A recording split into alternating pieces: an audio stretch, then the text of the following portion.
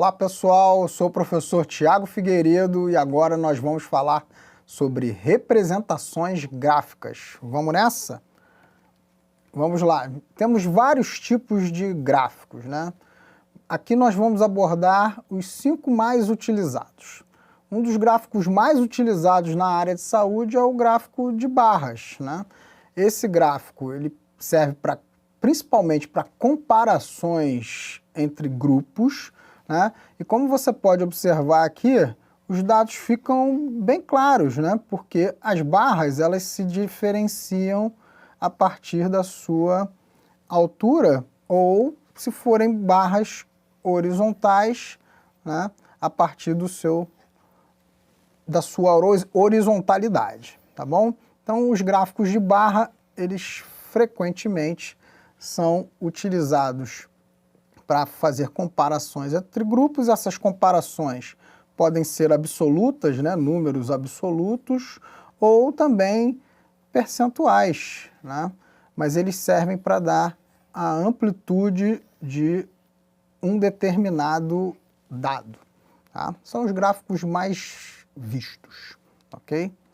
O segundo tipo de gráfico é o histograma, que normalmente ele é utilizado para fazer a distribuição de um determinado dado, uma frequência de dados, né? Então aqui a gente tem a distribuição de notas da disciplina de estatística, tá? Aqui no eixo Y a gente tem a quantidade de alunos, né? E aqui as classes de nota, tá? Então de 0 a 2, né? Aqui seria até 0 a 1.9, de 2 a 3.9, 4, né, a 6, 5.9, por aí vai. A gente percebe o quê? Que a gente tem mais alunos na classe de 6 a 8, a gente consegue ver aqui, ó, e menos alunos nos extremos, né?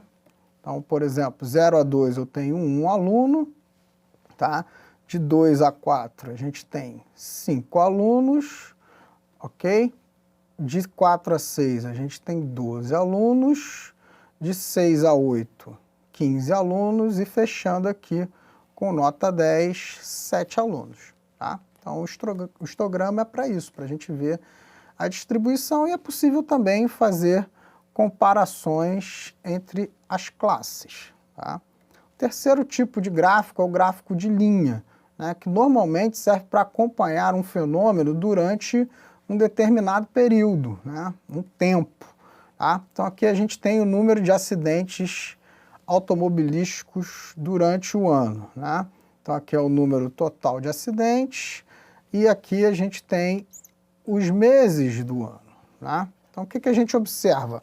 Que em janeiro o número de acidentes é mais elevado, porque são as férias, né? As pessoas pegam o carro lá e vão passear, vão viajar. Então o número de acidentes sobe. Isso vai caindo um pouquinho, né? Em fevereiro ainda permanece alto. Tem o carnaval, né? Muita gente pega o carro e vai dirigir em condições não adequadas, tá? Esses acidentes caem bastante em maio e voltam a subir onde? Nas férias de julho, tá? Depois ele volta a cair até setembro e onde que sobe de novo? De novo nas férias, em dezembro, né? Tá? Então o gráfico de linha ele serve para o acompanhamento ao longo do tempo de uma determinada variável, tá? Um outro gráfico que é menos utilizado, né? Que é o gráfico de percentual, vulgarmente chamado de gráfico de pizza, né? Que serve, por exemplo, para ver o índice de satisfação com um determinado serviço, de laboratório, de hospital, por exemplo, né? Então aqui a gente tem uma visualização muito fácil, né? Muito simples, mas é importante tomar cuidado para que você não tenha muitas classes ali, senão o gráfico fica extremamente dividido e de difícil interpretação. Observe que aqui a gente só tem 3 classes, os satisfeitos, os insatisfeitos e os indiferentes.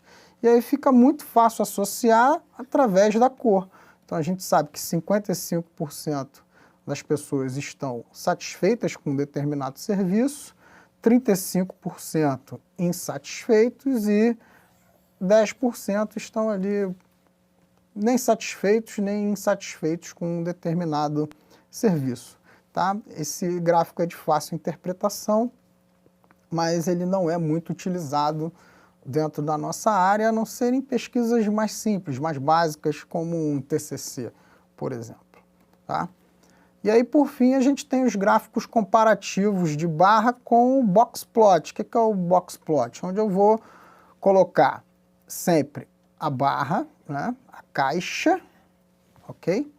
Essa caixa vai ter a média, que é essa linha central, tá? Essa caixa tem também o desvio padrão para cima e para baixo, ok? E também a gente pode plotar aqui, né, aqueles indivíduos que estão fora dos desvios padrão, tá? São aqueles indivíduos que estão fora daquele contexto que a gente chama de outliers, né? O que é o outlier? Um dos testes de outlier é saber se aquele indivíduo está mais de 3 desvios padrão acima da média. Ele está tão distante da média que ele não representa aquele grupo. Foi como o exemplo que eu dei anteriormente lá dos idosos com as crianças, né? Se eu coloco um idoso no meio de uma amostra de criança, ele é o quê? Ele é um outlier, né?